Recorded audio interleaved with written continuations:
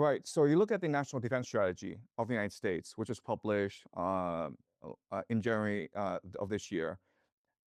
It lays out a vision for the world. And right now, the Americans are actually implementing this vision. The vision is this: America retreats into Fortress North America, Greater North America, right? And that's why Trump has been aggressive towards Canada, Greenland, Mexico, Colombia, Honduras, Nicaragua, Cuba, right? Because it's all part of Greater North America.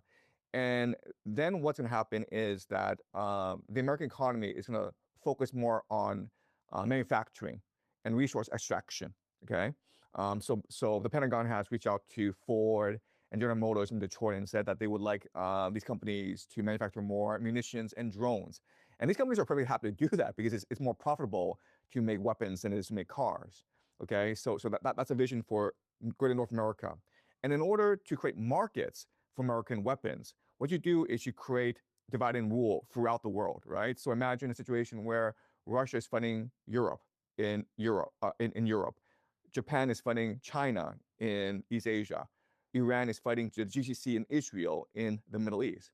Well, now the entire world now depends on American resources and American weapons in order to sustain these wars.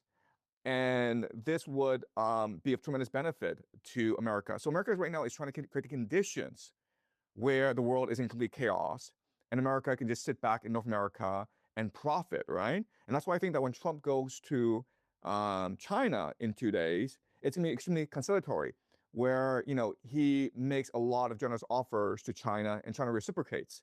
And so it seems as though there's now peace between China and the United States. But then what happens that Trump goes immediately to Japan and encourages Japan to militarize against the Chinese threat, right? So what's happened is that before, the conflict was between the United States and Russia in Europe, and then the United States basically subcontract this conflict to the Europeans, right? And now before, the conflict was between China and the United States and East Asia. What the Americans are going to do is subcontract this conflict to the Japanese and the South Koreans against China. So it's all part of this, diabolical, cynical strategy of the Americans to maintain their empire.